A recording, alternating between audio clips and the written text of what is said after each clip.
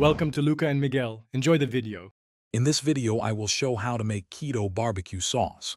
First, let's gather our ingredients. You'll need a good quality sugar-free ketchup, apple cider vinegar, and a low-carb sweetener like erythritol. Don't forget your spices: smoked paprika, garlic powder, onion powder, and a pinch of cayenne for a little kick. Having everything ready before you start makes the process much smoother and ensures you won't miss any key flavors.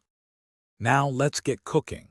In a medium saucepan, combine your sugar-free ketchup, apple cider vinegar, and all your chosen spices.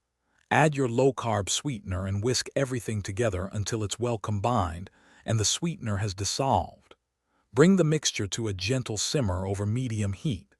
This step is crucial for melding all those delicious flavors together, so stir occasionally to ensure it doesn't stick to the bottom. Once your sauce is simmering, let it cook for about 15 to 20 minutes. This allows the flavors to deepen and the sauce to thicken naturally. Keep an eye on it and stir periodically. After simmering, give it a taste. This is your chance to adjust the sweetness or spice level to your preference.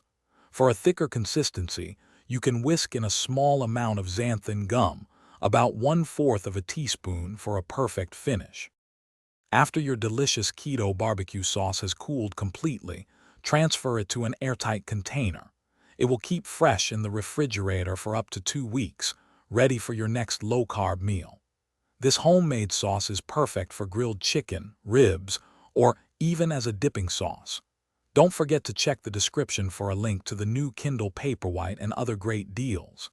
Enjoy your flavorful, sugar-free barbecue experience. Thanks for watching and please subscribe. It's the best investment you'll ever make.